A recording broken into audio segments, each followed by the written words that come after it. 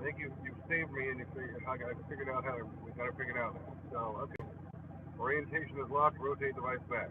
Alright, so it has to be up this way apparently. Alright. So, okay. Looks like I finally figured it out. So, sorry about that. I had no idea. I had no idea it was daylight savings time.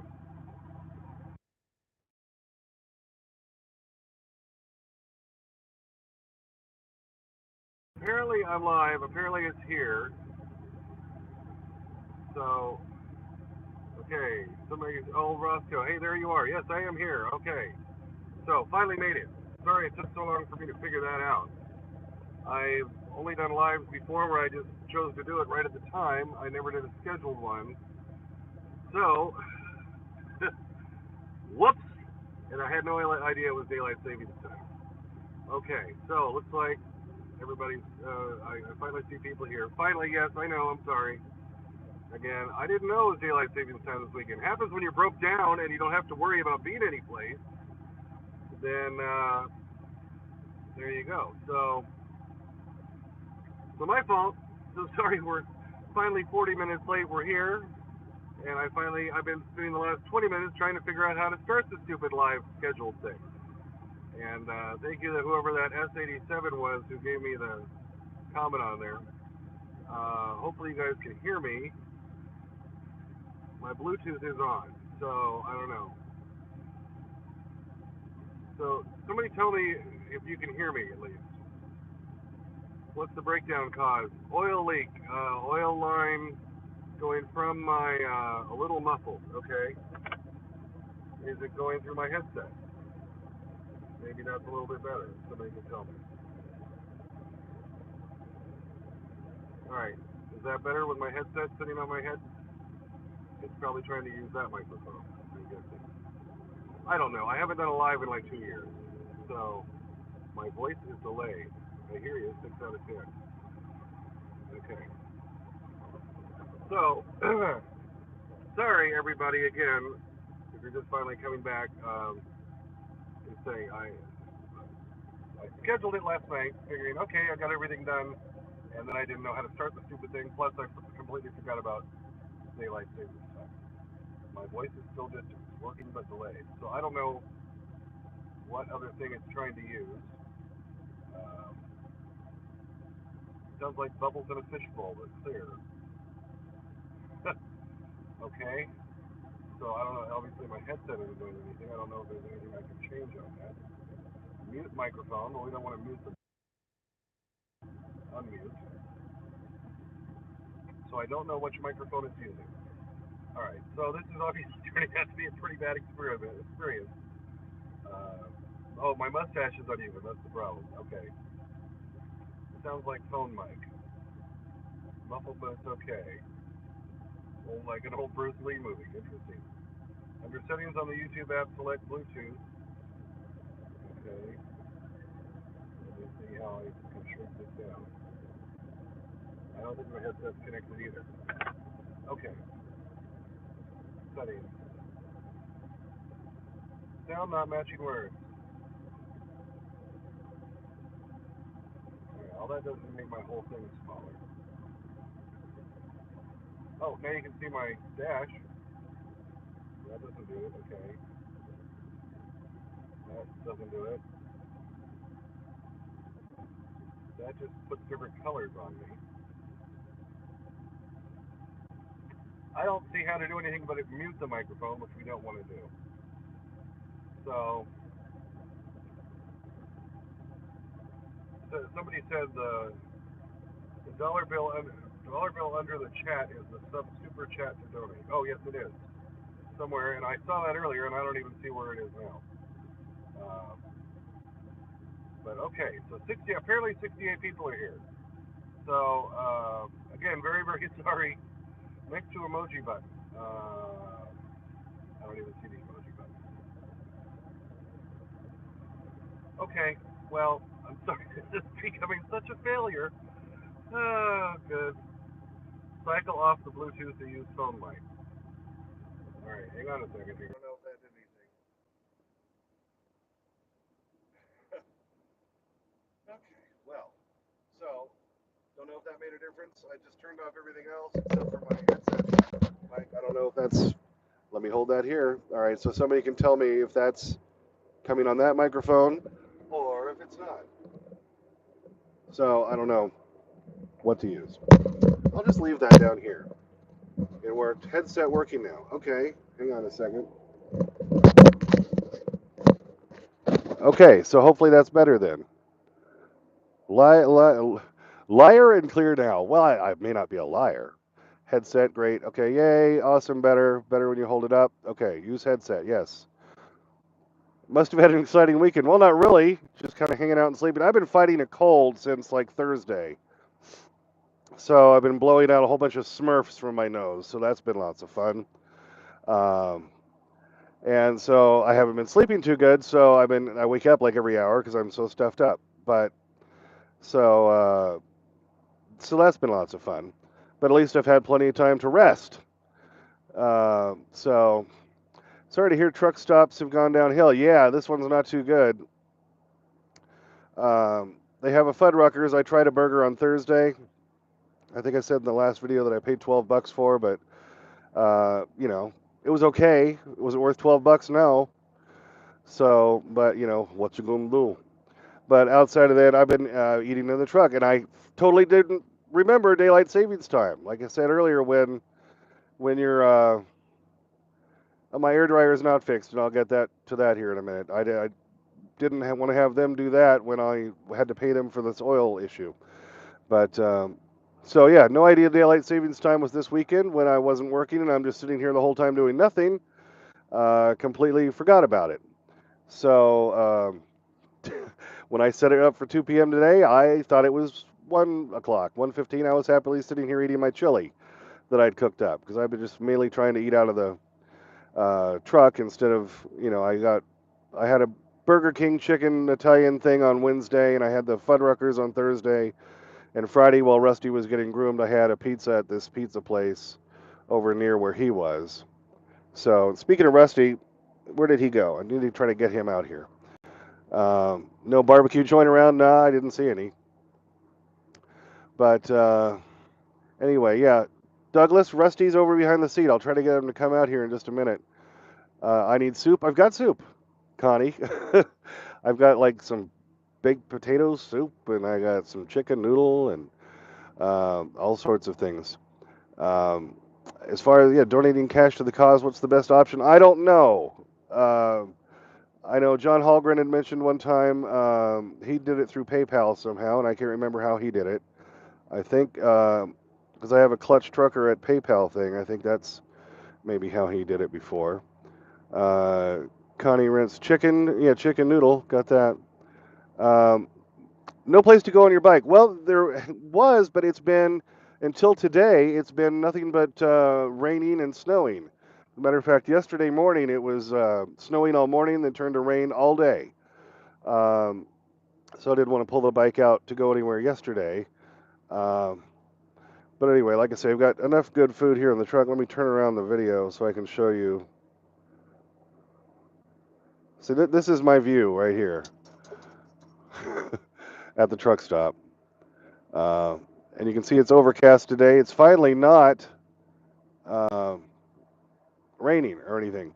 But you can see the nice big splotch of oil out there. That's from me, from my truck. So, and no leaks as far as the remodel goes. So that's been nice. So, Rusty, I just heard you. Come on out here. Up in northern Nevada by Vegas. I'm in Sparks, Nevada. Reno is where I'm at. So, all right. Hopefully you'll be running towards the house tomorrow. I'm hoping so. That's the whole plan. Let me finish what I was saying about the. It's the excuse me, hard metal airlines going into and out of the turbo from the engine. That's what they apparently rubbed together and put holes in each other. And so those are the parts that had to be replaced. So it's nothing I could easily patch. High pressure, high temperature lines, of course, unique just to this engine. And I haven't tried the Mexican place yet. I'll try to get to that. So it was just easiest to wait for them, and unfortunately had to have Freightliner do the repair. I hate going to a Freightliner dealer. I like to get all my stuff done if I can at Sepp Brothers in Cheyenne because they can do darn near anything. They replaced my turbo last year. Duct tape and roll. Yeah.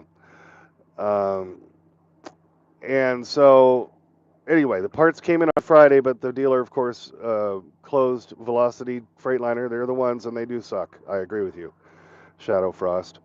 I've only bought parts from them before. Haven't had to ever use them for service. But they only are open 7 a.m. to 7 p.m. Monday through Friday. They were only open till 3 p.m. Saturday, closed all day today, Sunday. So they're opening tomorrow at 7 a.m. So the part came in Friday, but of course they wouldn't get me in until tomorrow. Take a little pull off my water. Well, it's pink water. I think I've got the crystal light in it right now. I had that sitting up here. I don't know what happened to that. Anyway, well, at least it's light enough. I don't have to worry about my light or anything right now. There's Rusty. Come here. Oh, your audience is waiting, Rusty. There he is. Do not trash the Freightliner dealer until the repair is complete. Yeah, that's probably a good suggestion, Steve. Thanks for that. Alrighty, finally got Rusty to come out. See, I wasn't expecting to bring him out until what I thought was 2 o'clock, and of course, I didn't realize it was daylight savings time. It always sneaks up on me in March because, of course, what was it, like 4 or 5 years ago when they moved it back? Rusty to the rescue, yep. Doesn't he look good after getting groomed? Yeah, they did a great job. So, Rusty, let's get the whole. There you go. Look right at the camera. Oh, you don't need to bark. There's just somebody walking outside.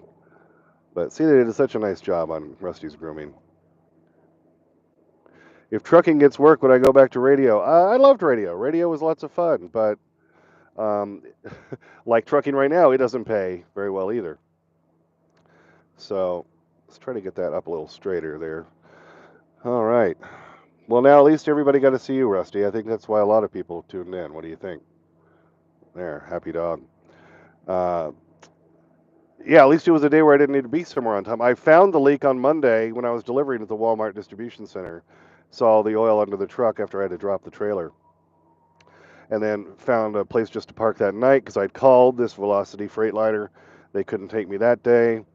Did Sierra Sid's used to be in the old 76 on the left.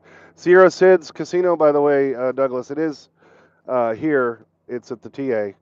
That's still here, and you have to walk through it just to go to the bathroom or to get a shower. But I have not stopped at any of the machines. Didn't want to drop any more money since I'm gonna have to pay Freightliner about $1,000 or so or more tomorrow. So yeah, hopefully tomorrow. UK waving your way, Clutch. Hello. These pop by so fast. I have to look at them real quick. You can haul gas locally. uh, if it gets bad enough, will I ever go company? No. Since I did my remodel here on my truck, the whole point of that was to make this truck much more livable and comfortable. And if I can't make enough of a living using this truck, I don't think I'd go back to a company driver. I think I would just find something else to do. That I didn't see that thing. Okay, now see these keep disappearing. Somebody asked about hazmat. When hauling hazmat, does shipper provide placards, or do you collect them over time? They usually provide the placards, Don, but not always. There was one time where they didn't, but sometimes they're just the peel and stick ones, or sometimes they're the harder plastic, or sometimes they're just the cardboard. Um, but they usually should and have to, I think, provide you with at least the basics you need. Um, Somebody said I was broken down once in Reno back in 2013. Yeah, shipper can provide the placards. Yes, they always have. There was one place that they didn't have them. I made them go buy them for me. But now that I'm with L on Wheels, excuse me, still very stuffy. We don't have hazmat on that carrier right now, so I'm not doing any hazmat again for a while. So there you go. My Bluetooth speaker just turned off. Hopefully that will make a difference. See, Rusty, you look right over here. See, right here, everyone's looking up at you. Rusty! He's looking sleepy. Have you worked for Landstar? I have not worked directly for Landstar. I've hauled loads for Landstar. As a matter of fact, the load I just delivered on last Monday was a Landstar load. That was my first one with L on Wheels. And Tourette's, Tony, yeah, he said by laws the shipper is supposed to supply placards. Thank you, Tony. Good old Tony Tourette's. If you haven't checked out his channel, you need to check him out. Great guy. I got to meet him while I was in the middle of my remodel, and I met him first time in, where was it, Tony? South Carolina? I think at that TA, I was pulled ahead of you, and you pulled up behind me, and and we got to talking there. That was fun. Yeah, see, Rusty, the world famous meatball dog. Rusty's a shy boy. He can't read. Doesn't he look sleepy? He looks like he's falling asleep. Um, but anyway, okay. So I'm trying to catch all these things as they pop up. I'm just doing this on my phone. I know I probably should be using my laptop or something, but I barely even got the phone to work today, so wouldn't even know how to do it on the laptop. I edit all my videos here on this phone. I was thinking of being a carrier for Landstar. Heard it's good money. Interstellar Frequency said. I've heard both good and bad. Of course, Landstar was the one when I was working for Mark with Whitestones who crashed into his truck and would put him out of commission for a couple of months. Um, I should try slow mode. I don't know what that would be. Let's see, where did the comments go? They were there if I touch it. Aha. You should you should try slow mode for chat. Okay, tell me how to do that, and I will gladly. All right, now that's just asking me if I want to hide that person, and I don't want to. So wait, top chat, live chat, super chat. I don't see how to chat viewing options. I don't see how to do that. Slow mode. But thank you for suggesting and for trying. Rusty, you just like look like you're gonna fall asleep here on me. Okay, so here we are at the TA in Sparks/Reno, Nevada. We're waiting for them tomorrow, an hour earlier than I was expecting because I didn't know it was daylight savings time. That's why I was late today, and I didn't know how to start the darn live thing that I had scheduled for. So, but I think he's pulling your leg. He might be, Chad. I wish I could make those things stay up there. That's weird how they just kind of keep disappearing on me. Uh, I can't. Landstar has too many double brokering loads. Agents, I don't know. Agents might be overseas. I know the one that was the broker I dealt with directly from Landstar on the one I did. He was overseas, but we actually got paid for it, so that went well. So I'm trying to catch all these things as they come up. Again, sorry everybody that I was late because I didn't know how to start the stupid thing and forgot about daylight savings time. But oh, people are walking out there, so Rusty may be barking. Are you gonna bark? Are you just gonna growl? He's watching them carefully. Yes. Well, no, he's not too into it today. Okay. Rusty will wake up for a snack. Oh, he probably would if I pull down the bacon strips. How are my batteries? Batteries are fine. I've had the APU running the entire time since I got it started up Tuesday night. I haven't dared turn the APU off. Excuse me, and that's allowed me to cook here in the truck. I can't use my Ninja Foodie oven, but I can still use the microwave, and I've still got my fridge and freezer going, and of course then we have heat, and then of course this keeps the batteries charged. What kind of van trailer do you have? I've got a Hyundai plated dry van, just your standard dry van with the plated walls make it a food grade trailer, and I've got horizontal E-tracks in there, which is why I got turned down at one place picking up cans. Does the APU use a lot of fuel? No, it does not. That's why it's good to use your APU instead of your big engine while you're parked at night if you have an APU. Big engine uses anywhere from 1 to 2 gallons an hour of fuel just idling. An APU only uses a tenth a gallon of fuel per hour to run. So even in 10 hours being parked, that's only 1 gallon. So essentially $4. So what in a 24-hour period, maybe $8, $9 a day. So that's a hell of a lot cheaper than a hotel room. Only 2453 miles from, what did that say? from you. Okay. 2,453 miles from E. All right. My 21 Kenworth uses 0.4 an hour. Well, it kind of depends on the truck. Uh, I think, yeah, my truck uses closer to 1 gallon an hour, the big engine for idling. Um, when you purchase a glider used, how do you know what parts you need for items that aren't factory? Where'd the thing go? Does it still pull up in system from the VIN? You actually have two different VINs if you have a glider. You've got your engine serial number, and then you've got your main truck VIN. And your main truck VIN is going to provide the information about almost all kind of parts you need, except for anything very engine specific. You need to have that engine serial number. So, like when I've had to order like a fuel pump or pressure sensor that's on the engine itself, or like you're replacing the turbo or something, well, then you go by the engine serial number if you have a glider kit as opposed to your main VIN number. But like for anything else, like for the radiator, for any other wiring parts and other things like that, that they added to the engine once they got the engine in at the place where I bought it, then you're going by the VIN, your main VIN, and that's how that works. So thank you for asking that question. Okay, I'm trying to get to all these comments really quick. Chris Kelly, the cabbie from England, he says I'm 8,793 miles from him. Yep, that's a ways. How long are you still stuck there for? Hopefully just through tomorrow, Kevin. Is my truck from Fitzsimmons or Fitzgerald is the one you're thinking of, the glider kit people? No, I bought mine through Harrison Truck Center in Altoona, Iowa, because I saw too many bad reviews over Fitzgerald redoing their engines because they rebuild them themselves, and Harrison just buys the engine straight from Detroit as a rebuilt engine, and so that's the reason I went through Harrison Truck Center, and I think that was the better move because I've heard too many people having bad issues with those Fitzgerald rebuilt engines, and I haven't had to deal with that. So appreciate your videos from North Carolina, Scott. Thank you for that. Keep trying to get all the other things. Tourette's.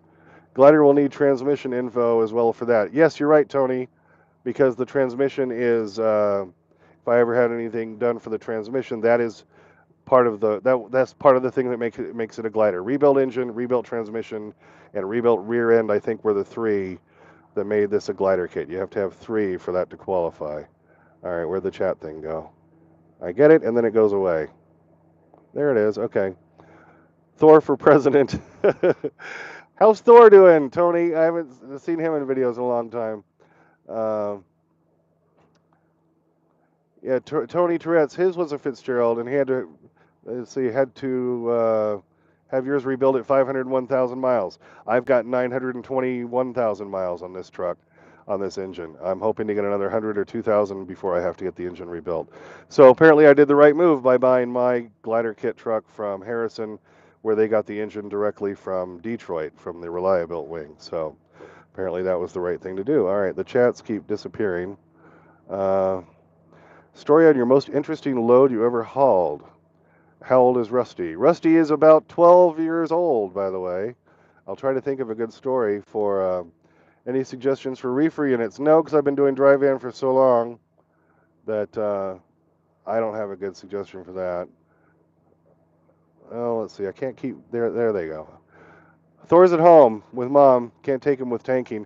Well, that's what I thought, Tony. That's why I knew I hadn't seen Thor in the truck for a long time. Is because you can't do him with the tanker stuff. Just like I couldn't have the dog in the truck if I did tanker. Somebody said they had a Fitzgerald, and washing the truck, the paint would all fall off. All right, good to see you. Hello from Missouri, home of the champion Kansas City Chiefs. Yep. Thermo King, I guess that's an answer. Oh, Jim Barger. Haven't seen you in a long time, buddy. How you doing? Thermo King, I guess he's suggesting the best for the reefer units, right? Jim, is what you're saying? Yeah, I didn't like the carrier reefer units near as much when I hauled for Indian Creek Express, where Jim works. They were much louder and rattled the truck more. Although as an APU, I tend to actually like the carrier APU better, which I'm using now. Yeah, Jim, long time no talk. I always keep meaning to call you, and it's just, as you know, things have been kind of crazy, and I know they have been for you. Yeah, my laptop is not ready to use. It's back in the closet, hidden away, and that would be too much of a pain in the butt for me to get that out. So unfortunately, I have to just kind of keep tapping the thing and scrolling through the things because the comments all come in so quickly. It's hard to get to them all. Somebody says getting difficult to get parts from Detroit, but replacement engines are easier. Yeah, so when it comes time to do either an in-frame or on this engine or just replace it, the cost between the two differences actually isn't that much. I might just go ahead and get another completely rebuilt engine from Reliabuilt, which is the Detroit rebuilt wing, and just drop that in as opposed to having this one done on an in-frame. Haven't decided yet. I know Sap Brothers can actually do an in-frame. And Sam had asked, isn't Indian Creek Express out of Colorado? And yes, they are. Pierce, Colorado is where it was. I used to work for them, and I think Jim still does. And isn't it, Jim? I think you can correct me if I'm wrong on that. I think it is Pierce, Colorado. Because I used to drive for him because that was only a 45-minute drive for me down from Cheyenne to go. Yes, and Jim said yes, Pierce, Colorado, to go pick up their trailers and do their loads. So, and Jim actually has one of my old trucks. He bought my previous Cascadia from me, and I think he's already working on rebuilding the engine again. Last time I talked to him, don't know if he got that done. He had it blow up on him once, and he got stuck in Salina, Kansas with that. So unfortunately, had to wait on them and wait on parts, and it was a big hassle for him. Sam says, yeah, I thought so. I live in Castle Rock, just south of Denver. Yeah, Pierce, Colorado's just up there north of Greeley on Highway 85, and that's where Indian Creek Express is. I worked for them for, what was it, 4 years? Something like that. And then Turquoise Trucking and for 5 years, and then, briefly with Mark for about 7 months with White Stones Logistics, and now here I am with 5 years. Okay, Jim. And now here I am with L on Wheels, me and my partner Elliot, trying to kind of do our own thingy. So that's what's happening there. So anyway, yeah, Rusty, you just look like you're about to fall asleep up there, kid. Pretty funny. All right, let me see if I'm missing other comments here. I'm sure I am. 118 watching, but only 57 likes. Okay, Steve. Yeah. What's wrong with that? I-80 East is closed near Creston Junction. More on swimming in the ditches again. Not surprised. I-80 has been shut down more this winter than it's been open. I swear. Like the last 2 times I was going to try to use it, I had to run 70 across in Denver, and I still had to wait 2 days in Grand Junction, a couple of weeks ago, just to get down to Texas. So. And yes, those breakdowns can really hurt you financially. Hopefully, you have a contingency plan in place. Do you? Well, trying to get back on the road as soon as possible. And like I say, while sitting here, not renting a hotel room, not eating outside of the truck, saving money as much as I can, and hope to get back on the road soon.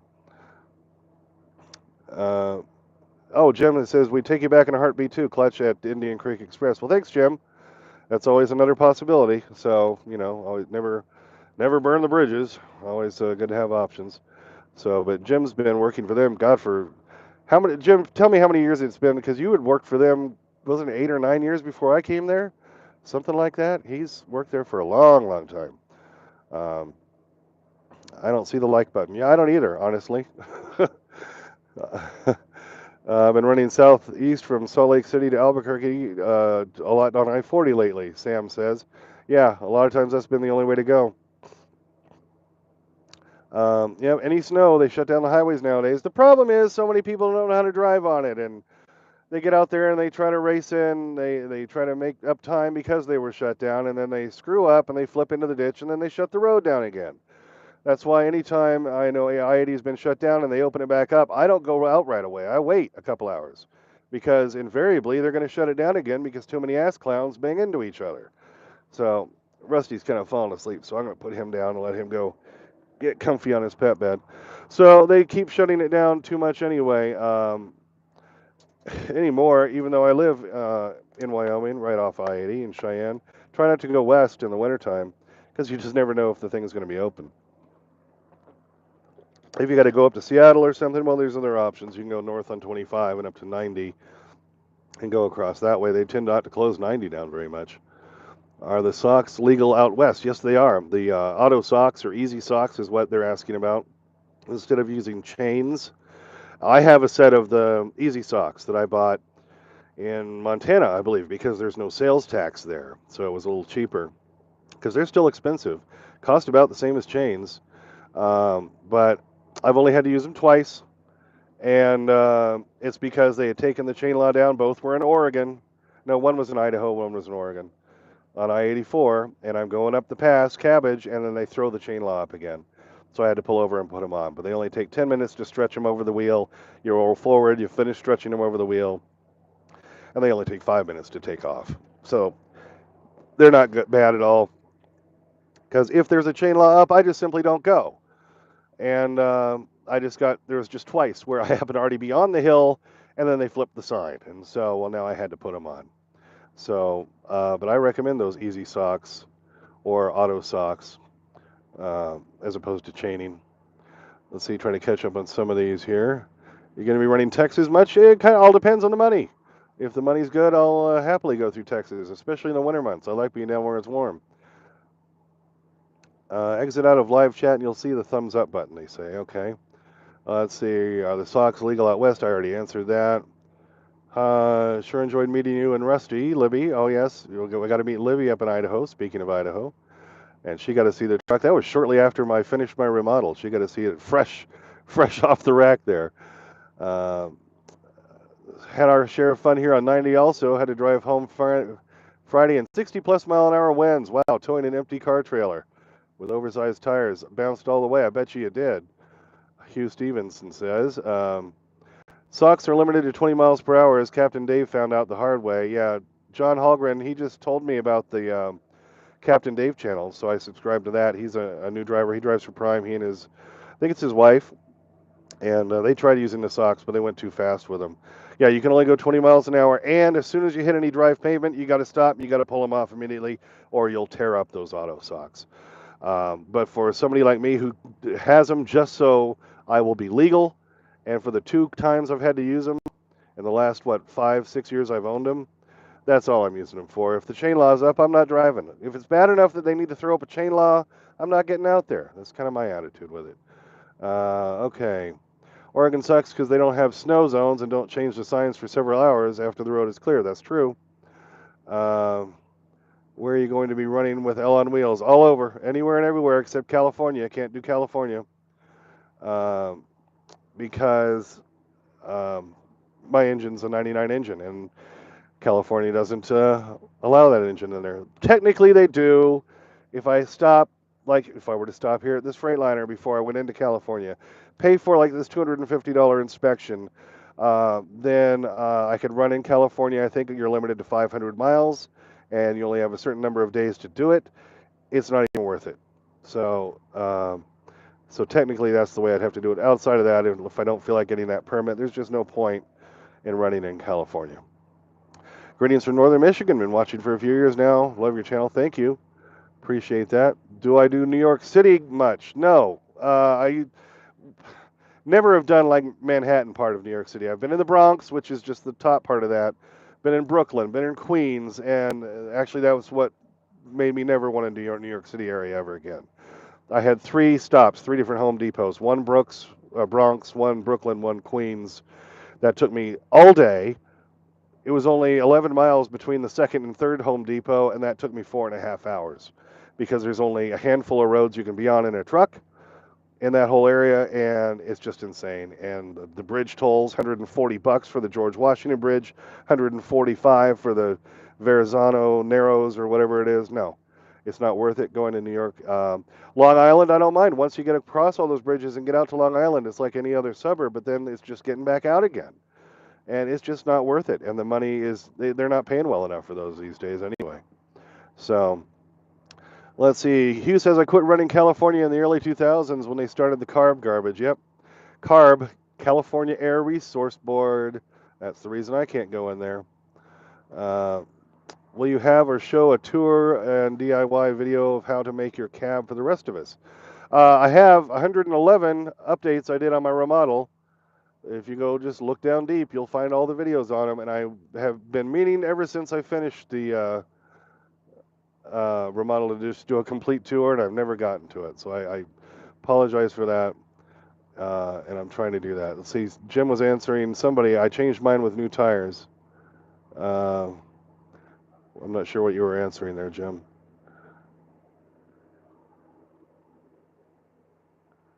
How many miles can you get out of your tractor shocks? Got 250K on my truck. Company won't change them, so I quit. Yeah, that's probably a good move. Um, depends on the truck. On my truck, I go through steer shocks like crazy. I'm doing good to get 50 to 100,000 miles out of steer shocks. My drive shocks I can get up to you know up to 200,000. I like to change them out personally at 100,000 because shocks aren't that expensive, and then they're going to keep your tires from wearing unevenly. So oh, that's what Jim is saying. He changes his with new tires. Yeah, and I know Jim personally. He changes his tires more often than I would too. So that's your best suggestion, like Jim said, is on the shocks. Yeah, change them whenever you change out your tires. I know on my, like I say, on this truck, it chews through the steer shocks a lot more, just the way this one's set up. It's got the flat leaf springs. There's no airbags in the front, um, and I've got a longer, stretched out truck than most of them, so it tends to go through steer shocks a lot more. And as far as brand, I recommend the Gabriel. Monroe suck. Don't buy Monroe. Yeah, you'll be mad that you did. How many miles on my truck? I think it's right around. I can tell you exactly how many miles. 900 and no, that's Pearland. Let's see, 922,910. So that's exactly how many miles are on the truck right now. That's what I wrote down Tuesday night when I got parked here, and I haven't moved the truck since. Some guy posted a video today about New Jersey ticketing drivers for idling and sitting longer than 10 hours. Anything like that out in the West? No, most of the Western states, they don't have the no idling laws like they do in Pennsylvania, New Jersey. And I always thought that was so stupid anyway, because if it's going to be below zero, my APU isn't even going to keep the truck warm, and I need to run the big engine to have the fuel circulating so that the fuel doesn't gel up. So states that have those rules, that is just ridiculous. You want food? You want goods? Then shut up and let us idle the truck if we feel we need to. After all, is my opinion. I have the same opinion on the no engine brakes. I'm sorry, then don't buy a house next to the freaking highway. You know, but if it's going to save my life and not kill a bus full of nuns, I'm using the damn engine brakes. So I hate those no engine brake rule. No, I'm using them if I feel like I need to use them. Let's see. You learned that from me, Concho, about changing out the shocks, the tires. Probably, Jim's what you're talking about. I'm still in Nevada. Yep, I'm getting repaired tomorrow. Clarence, can't idle in California. Well, another reason to not go to California. It doesn't pay enough to go in there, and you don't get paid all that great coming out. What year is your truck? Coronado, right? It's a 2016 Freightliner Coronado, by the way, with a 1999 engine. Yes, it does cost a lot of money for diesel fuel, Cypher. That was the point of DEF, clean idle. Yeah, right. I know. And California is the one who started that. Jim said I need the bunk heater, bud. Yeah, I know. I could get a separate bunk heater for this truck, even though the Carrier has its own heating unit, but it's like a window unit air conditioner. Those bunk heaters do work better, and you're right, Jim. They'll keep you warm even at 10, 20 below zero. They'll cook you. Those bunk heaters are really, really good. Those S-Bars. What are your views on leasing on with one of the mega carriers such as Schneider, Swift, etc.? I would never do that. Because then you're competing with all the company drivers for the freight. And so the big carriers, who are they going to give the best paying loads to? They're going to give it to their company guys who they're only paying a certain amount of money. They're not going to give it to the owner operators. So, no. I see no point in leasing onto a mega carrier because you're not going to make the same kind of money. What are your reviews? Okay, yeah, you just asked that. Wish you the best on L on Wheels. Thank you, John. When I drive our older trucks, oh my God, do they stink idling? Well, some of them do and some of them don't. Oh, Jim, you got a spare bunk heater if I need one. Okay, well, I may talk to you about that later. A lot of trucks in California, idle in California, I'm not going to freeze or sweat my arse off. Yeah, John Burnett. Yep, I agree with you on that. So, I would say the same. So, boy, it's tough keeping up with all the comments here on this. That's the thing I remember about doing a live. Try to do my best. But I do thank everybody for chiming in today. This has been good. And again, I'm sorry I was so late coming into it. Uh, just totally didn't even realize daylight savings time was this weekend. But like I say, when you're not working, when you're just sitting here, well, you're not having to worry about where you need to be at a certain time. No, I didn't have to worry about getting up anytime today. Would I ever do ice road truckers? Uh, it's intriguing, but I don't think I would, especially the driving across the lakes. I mean, if you're wrong about how thick the ice is and you drop into the lake, you're dead. You're toast. You're fish food. That doesn't sound like a fun option to me. I like the whole idea of it, but I don't think I honestly ever would do the ice road thing. As far as if it was, when they're doing the ice road on the actual roads, not when they're over the lakes or the oceans, yeah, I would have no problem with that. I'd have no problem doing that. But I wouldn't want to do it where they drive over the oceans and over the lakes. No. I just imagine dropping in there. Yeah, poor Rusty, no grass. Exactly. Yeah, couldn't do that. What's your favorite food or snack to go while broke down? Oh, to go to while broke down on the road. Oh, carry survival food. I carry food for weeks in this truck, so I like to say I'm good. I had chili for lunch today, right here in the truck. I had chicken tacos yesterday for lunch in the truck. Um, you know, I have bagels. I've got cereal. I've got all sorts of food. I can cook hot dogs, hamburgers, chili. I've got sandwiches. I can do grilled cheese. I've got my George Foreman grill. I've got my when I can run the big engine, my Ninja Foodie oven. I can cook pizzas, taquitos. I carry whenever I'm home, I stock the truck for weeks at a time, so I almost never have to eat out of a truck stop, and that saves me a ton of money. It's better for you, tastes better, a lot cheaper, and then it's all right here. So, a lot of times at night, if I get parked and I'm just tired and I don't feel like, I'll just have cereal. But I got milk and cereal here in the truck. So, have I ever seen Reno 911? Yes, hilarious show. I like that show. Um, and outside of that, the only time I will buy stuff outside, if I'm a sucker for good pizza or Mexican food, and if I can get that outside of the truck, sometimes I'll do that. See, I would be certainly interested in an episode where you spoke more about your former radio career. If you search down through the videos, I have talked about that a couple of times. But yeah, I was in radio for over 20 years. My wife was in radio with me. We used to we owned a radio station in Douglas, Wyoming for a while, and for about, was it 13 years before I got into trucking. And I worked in various places in Denver, Colorado Springs. We worked in Grand Junction, Tulsa, Oklahoma. She worked in Tulsa as well. Um, so yeah, we did radio for quite a while. We used to be Clutch and Kiwi Married in the Morning is when we had a morning show together.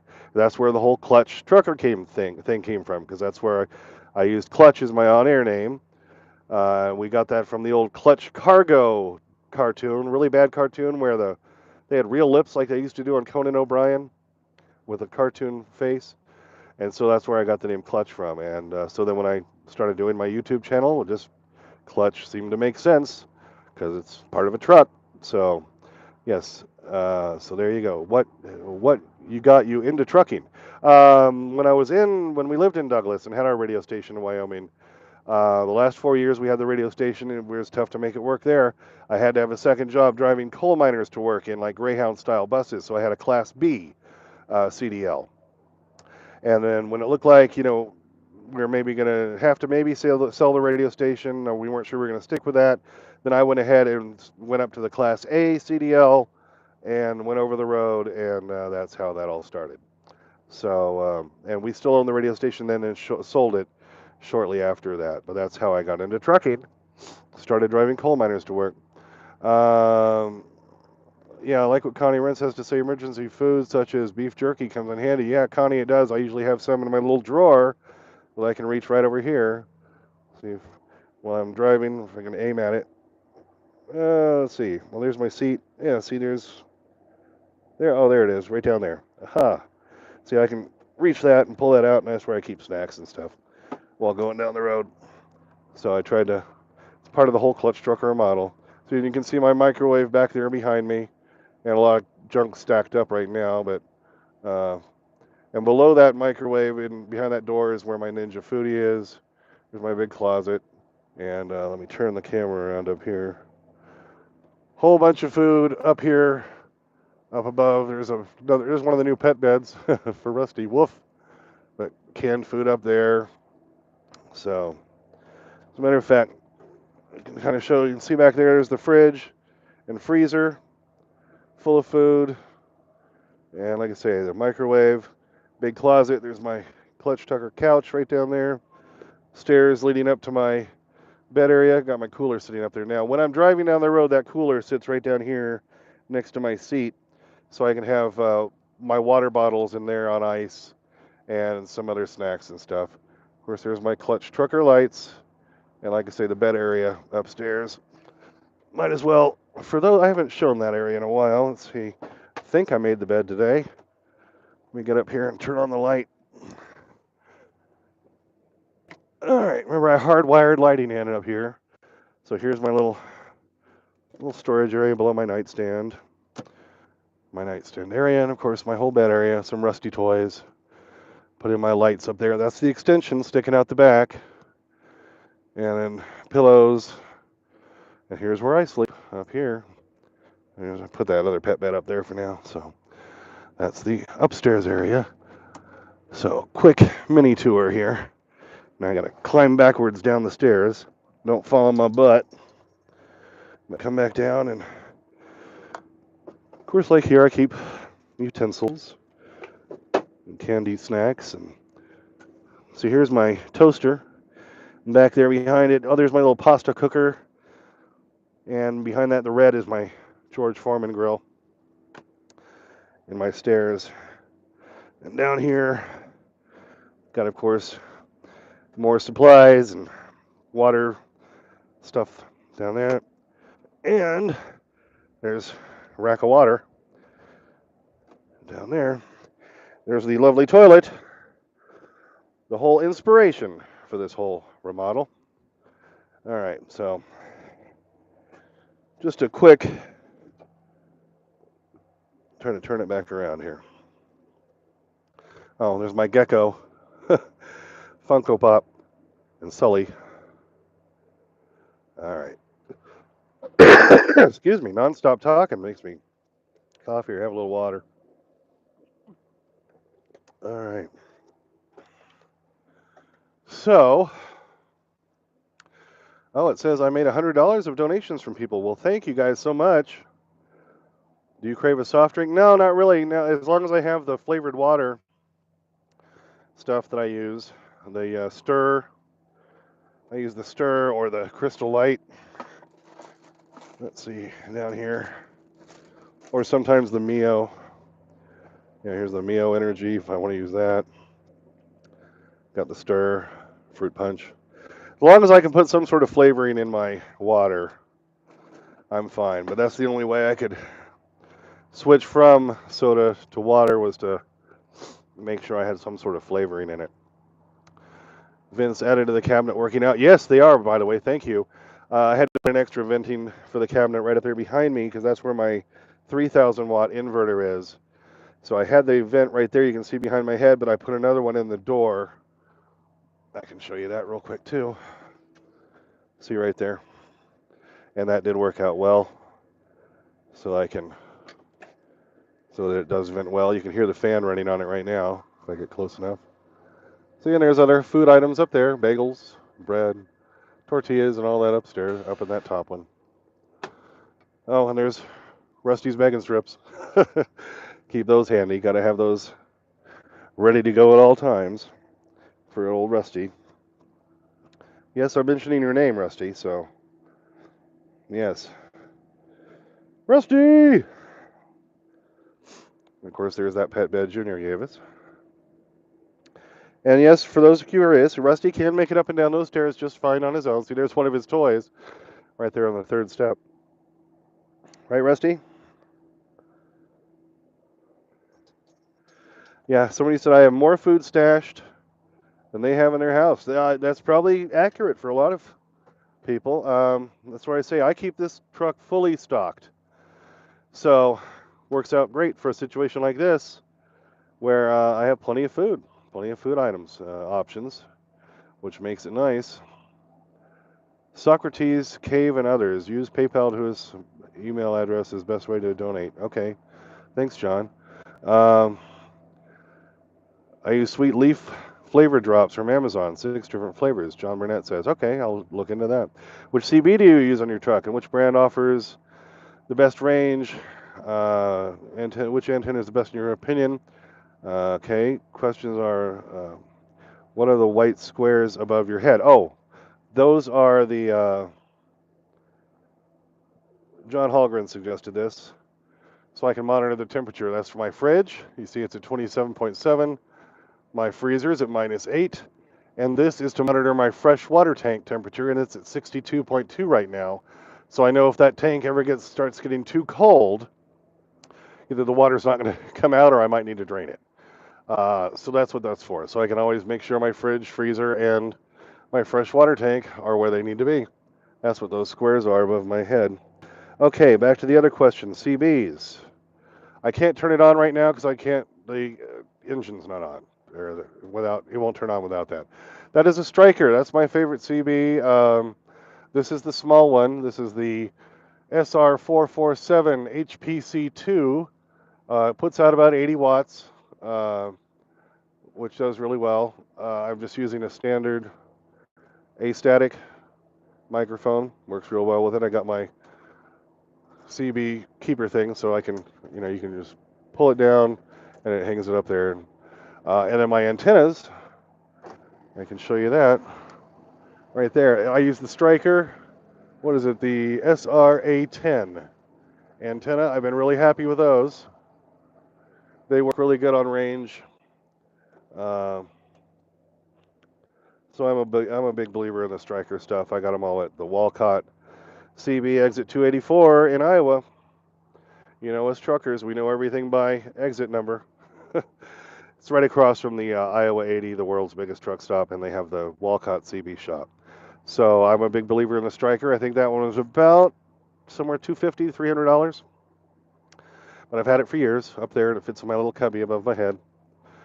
Thought CBs were 4 watts. How far does 80 watts go? Yeah, CBs are CB technically, yes, is limited. I think actually even to 2 or 3 watts legally. These are bona fide. They're not completely legal, but nobody checks that anymore. 80 watts, it'll throw a good 5 miles, 5-6 miles, something like that. Where a standard 2-3 watt radio, you're lucky to get across the median a lot of times, or across the parking lot. Jim, you'd know if you're still on here what they're called. They're not called a CB radio. They're called something else technically, and then they modify it so you can run CB channels on it. Let's see. Great job with the live for the first time. Oh, thank you, Ira Kelly. I did lives years ago. I just haven't done them in a long time. Appreciate all the great feedback. Yeah, thank you. No problem. 4 watt max legal output. Yep, you're right. 10 meter. Thank you, Man versus Road. That's the name. That's what I was looking for. 10 meter radio is what they're called. What repair am I waiting to get done? As I mentioned earlier, the live stream. It's the hard, high pressure oil to the turbo line and then the return line from the turbo. They rub together and caused holes in both lines. Those are hard metal lines. They were unique to this engine. They had to be ordered. So that's what's causing all the issues. So that's what I'm waiting to get repaired, and the parts are in. So hopefully tomorrow. And Kevin says, I miss the CB days. Hardly anybody uses them anymore. Yeah, I still run mine all the time when I'm driving. So if you ever see my truck out here, you can give me a shout and I'll answer you. But yes, you're right. So many people don't use them. I still keep mine on because it saved my butt too many times. I'll hear from somebody saying, hey, westbound, you got a giant backup. You might want to take that next exit. I'm like, great, awesome, and I'll do that. And I see everybody else stuck on the highway while I'm tooting around the side. So I keep it for that reason. And also for bad weather. And this is where we have so many of these big pileups anymore that we would not have if people ran their CBs. So if they find out, oh, there's a big wreck right ahead, and people heard about it, they'd be able to slow down in enough time and not cause these massive pileups. But most of the newer drivers don't use them. How long have I been on YouTube? What, 3-4 years now? Something like that? I think it's been around somewhere around there. Joe said my truck's in the shop for high pressure air turbo and compressor. At least I'm home for it. Yeah. Oh, and somebody asked earlier, and I never answered it about the air dryer issue. No, I still have that issue, and I still think it's the unloading valve inside the compressor. But I was not going to have Velocity touch that here. If I'm going to get that done anywhere, I'm going to get that done home at Sap Brothers, where I trust them. They'll do it right and they'll do it quick, and I won't have to wait a freaking week. So no, I'm just going to have Velocity fix what has to be fixed to get me back on the road. So downhill. So I paid $7,300 for a new turbo and actuator 2 years ago at Cummins. Wow. Oh, and Jim Barger, yeah, but Joe Barger said Walcott Radio is online. You can order anything online from them too. I forgot about that. But what was I saying? Oh yeah, when they said $7,300 for a new turbo, I think I paid a total of $5,000 for my turbo job. That's for the turbo and for them to do it. And I think I was also getting an oil change at the time and a few other things. And that was Sap Brothers in Cheyenne. But that's why I go there for most of my repairs, because they're reasonable. They get things done. They do it right the first time, and it's a beautiful thing. So, all right. We've been going now for almost an hour. Now that I finally got it going and figured out how to do it, now I know how to do it if I schedule a live thing ahead of time. Oh, Jim, he did his own for $2,000. Well, Jim, you know, you're awesome. He's a much more mechanical guy than I am, that's for sure. And I know he was doing the last rebuild on his own too, which is amazing. But yeah, that's what he does. He runs for Indian Creek, does a week out and week back, comes back, and he works on his truck the whole time, or works on the other one he bought. And so that's how he keeps himself busy. He's a busy guy, and he definitely. Yeah, for $2,000 for himself, that's great. I paid Sap Brothers to do mine, Jim. But what did you run before the Freightliner? I had 2 other Freightliners before this. One of them I sold to Jim Barger. Was a Cascadia. That was a 2011, I believe, Jim, if I'm right. And I had a 2008 Cascadia before that had the old Detroit 14-liter Series 60 in it. But it's the one they tried to retrofit with all the after treatment crap, and that was it. They killed that engine. And Jim said, yep, it was a 2011 Cascadia that he had. So there you go. All right, well, like I say, been damn near an hour, so we'll do this again sometime. Rickart0713, love your YouTube channel, thank you. Cliff said be safe out there. Stream turned out great. Hang in there, buddy. It's S87. And S87, thank you for telling me how to turn it on. Couldn't get that figured out. You were the one who let me know. So everybody who contributed and donated, I appreciate that. That's awesome. You're helping me out and helping the family out. It's been a rough few weeks with hardly any money coming in here in the old Clutch Trucker household and all that. But and Jim says, give him a call. Yeah, I will. I still got your phone number, buddy, so I'll call you here soon. So everybody, thanks for tuning in.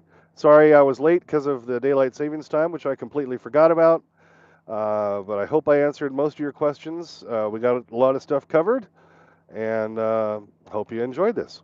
All right, so now I just need to figure out how to stop the stupid thing, which I am not sure I know how to do. What year is your truck? 2016, Sean. I think this one will end up posting up later. So we covered a lot of questions and stuff. So everybody can check that out at that point. All right, let me see how to sign off. Clutch out.